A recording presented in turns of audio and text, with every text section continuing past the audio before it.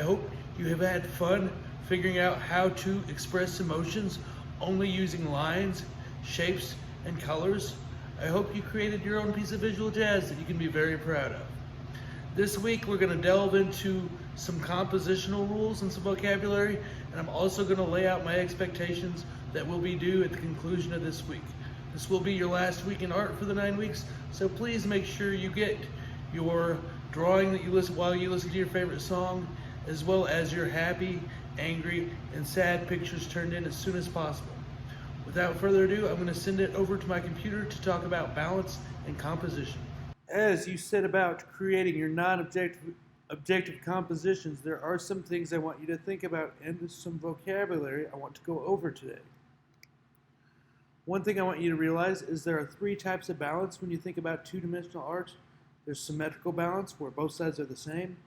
There's asymmetrical balance, where the visual elements are spread out throughout the piece. And there's radial balance, which is all elements radiate from a center point. And another way to think about radial balance is it's symmetrical no matter how you fold it in half. Both sides are going to match up. I have some examples to help illustrate these points. This is a symmetrical photograph. Both sides are identical. This is an asymmetrical photograph, but it's nice and evenly balanced because Hokusai used the shape of the wave, again, in the negative space to make a yin-yang. So this is a pretty interesting piece when you think about asymmetrical balance, and it's also a very dynamic piece, which is another word we'll be talking about shortly. And this is an example of radial balance. So no matter how you divide this image, both sides are going to be the same. So there's a work by Alex Gray. It's very symmetrical. Here's one by Jean-Michel Basquiat we talked about last year, asymmetrical. And here is a very nice example of radial balance. Now I'm going to show you a couple more and see if you can identify whether they are symmetrical, asymmetrical, or radial without my help.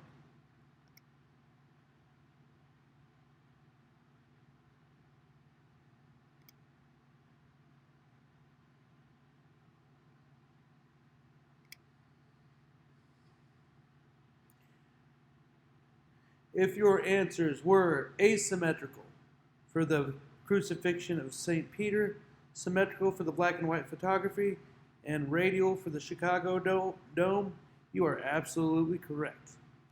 Moving on to some more things I want to discuss. Static.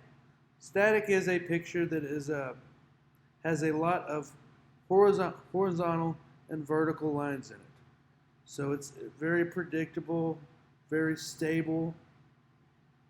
The opposite of static would be dynamic. Dynamic is a picture that implies motion, excitement, energy.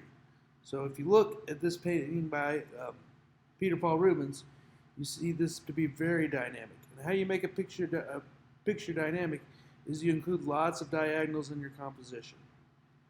Lots of diagonals in this composition. Lots of diagonals in this composition. So that is how you create a work that is dynamic. What do you think? Is School of Athens by Raphael static or dynamic?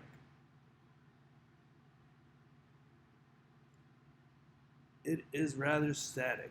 Again, see all the horizontal and vertical reinforcement. Not a lot of diagonals at all. There is a little bit here in his leg, in his leg, and in his legs. These people have been overlooking at something. Still not enough for me to consider it a very dynamic piece. Now, does all art have to be static or dynamic? I mean, some art needs to be static, some art needs to be dynamic. So the next thing I want to talk about is the rule of thirds. The rule of thirds states that if you divide a composition into thirds, both directions, you should try to put your emphasis or your focal point along where those 2/3 meet up to create the most engaging compositions and encourage your eye to move around the picture and not off the picture. So if we look at this painting by John Singer Sargent and think about that rule of thirds being applied, hopefully this will help you understand. So I put that airplane right where those 2/3 meet up. He's got this field kind of falling along the bottom third. He's got one of the workers with the most contrast, so definitely a focal point with the white against the green, right along one of the thirds. So this is a trick to make stronger compositions, and it has been useful for me. So what I want you to do this week is I want you to make a non-objective composition that is dynamic, uses asymmetrical balance, and follows the rule of thirds. You can color your composition with whatever you choose. Welcome back, 8th grade. I hope you enjoyed that film. I hope it gave you a little bit of guidance as you move forward in making your artwork. I wanted to go ahead and share with you, like I promised, I'm going to be working alongside all of my students in my sketchbook this year, and I have started my non-objective composition. So you can see, trying to follow the rule of thirds, trying to use size placement overlap to create depth, even though it is non-objective, and trying to have some dynamic elements to get your eye moving around. I believe I will be using watercolor paint and colored pencils to complete my non-objective composition. And stay tuned to my website or my channel to look for my finished painting. Get to work, have a lot of fun, and have a great week, guys.